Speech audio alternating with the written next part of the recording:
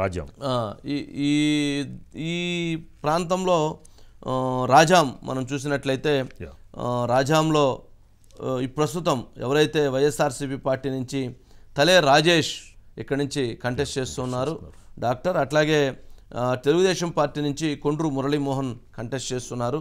మరి తలే రాజేష్ కొండ్రు మురళీమోహన్ మధ్య గట్టి ఫైట్ నడుస్తుంది.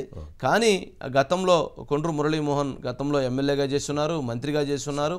దాదాపు ఈ 5 సంవత్సరాలు చాలా ఆయన అక్కడ ప్రజలతో కలిసి ప్రయాణం చేశాడు, హార్డ్ వర్క్ చేస్తున్నారు. ఈ కొండ్రు మురళీమోహన్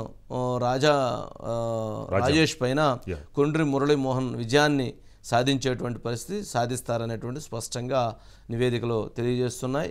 మనకు అందుతున్నటువంటి రాజ్యంలో కంబాల జోకులు వైసీపీ అక్కడ విజయం సాధించారు. బట్ ఇప్పుడున్నటువంటి దాంట్లో మాత్రం కొండ్రు మురళీమోహన్ చాలా స్పష్టంగా కనిపించేటువంటి అవకాశం ఉంది. దీన్ని బట్టి మనము చూడొచ్చు పరిస్థితులను బట్టి. ఇక్కడ నెక్స్ట్ దీంట్లో మనము 2 సార్లు కూడా దీనికి సంబంధించిన దాన్ని చూడవచ్చు. ఇక్కడ రాజాం ఈసారి కంబాల జోగుల్ని పాయికరావుపేటకి మార్చారండి.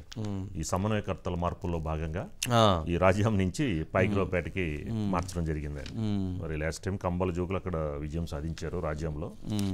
ఈసారి మరి పాయికరావుపేటలో మరి ఎలా ఉండబోతుంది అనేది చూడాలి సార్. ఏదన్నా కానీ ఇక పాలకొండ